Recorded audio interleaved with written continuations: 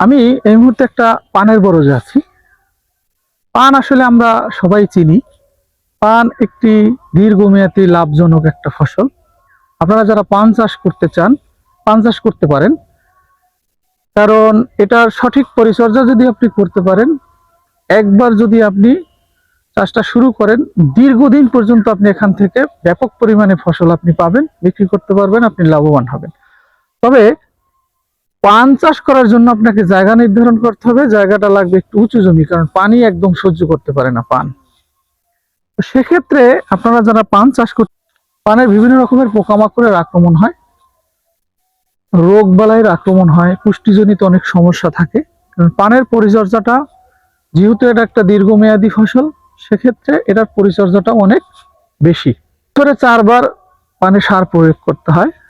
এবং তবে সবচেয়ে বেশি যে পোকার আক্রমণ হয় সেটা হচ্ছে থ্রিপস, জাপ পোকা, সাদামাছি। এই ধরনের পোকা দমন করার ক্ষেত্রে আমরা যে ধরনের বিষ প্রয়োগ করি, সাধারণত 10 থেকে 15 দিন পর পরই পান হারভেস্ট করা হয়। সেক্ষেত্রে আমরা যে ধরনের বিষ প্রয়োগ করি, কারণ আমরা সবসময় চাই সুস্থ থাকার জন্য বিষমুক্ত ফসল। এজন্য আমার পরামর্শ হচ্ছে আপনারা পোকামাকড় দমনের জন্য পান চাষে বিশেষ করে আপনারা জৈব বালাইনাশক ব্যবহার করবেন।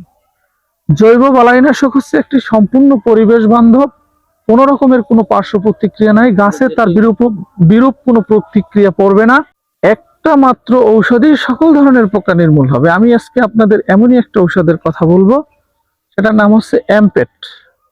এটি খুবই চমৎকার একটি জৈব বালাইনাশক। আপনি যদি এটা স্প্রে করেন, মাকড়, বিভিন্ন চোষক পোকা, থ্রিপস, সাদামাছি, কোনো ধরনের কোনো পোকা থাকবে না। এবং আপনার পানে বিভিন্ন রকমের পাউডারি মিলবিউ রোগ, তারপরে পানে যদি কোনো স্পট থাকে, পানে যদি কোনো দাগ থাকে, এই ধরনের কোনো সমস্যা যদি থাকে, আপনার ওটা স্প্রের পরে 2 থেকে 3 দিনের ভিতরে দেখবেন আপনার গাছটা একদম ফ্রেশ হয়ে গেছে এবং একদম সবুজ হয়ে যাবে। তো সেক্ষেত্রে আপনারা জৈব বালাইনাশক ব্যবহার করবেন। ঔষধটার নাম হচ্ছে অ্যাম্পেট। পানে বিভিন্ন রকমের রোগ হয়। পানের রোগ হয় যেমন প্রতি 15 দিন পরে একবার কিন্তু পানটা ভাঙতে হয়। পানটা যখন ভাঙেন, পানের একটা ক্ষত তৈরি হয়। পানটা বোটাটা যখন ভাঙেন, পানের একটা ক্ষত তৈরি হয়।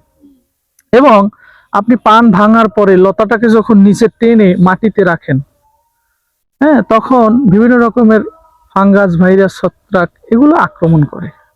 তো সেক্ষেত্রে আপনারা প্রতিবারই পান ভাঙার পরে একটা ছত্রাকনাশক স্প্রে করতে হয়। আমি আপনাদেরকে সাজেস্ট করব, খুবই ভালো মানের এবং খুবই চমৎকার একটি ছত্রাকনাশক, সেটা হচ্ছে কারজেট এম।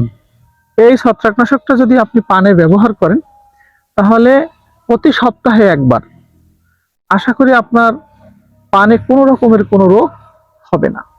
এবং পানে আরেকটা আছে, সেটা হচ্ছে পুষ্টিজনিত কিছু সমস্যা থাকে, যেটা আপনারা বিভিন্ন রকমের ভিটামিন, নিউট্রিয়েন্ট যে ঔষধগুলো ব্যবহার করেন, সেই ধরনের আপনারা যেগুলো ব্যবহার করেন, তার ভিতরে সবচেয়ে ভালো, খুবই চমৎকার একটা পিজিআর ভিটামিন আছে, সেটার নাম হচ্ছে বর্ধন। সেটা আপনারা ব্যবহার করতে পারেন। এটা যদি আপনি ব্যবহার করেন, তাহলে আপনি খুব ভালো ফলন পাবেন আশা করি।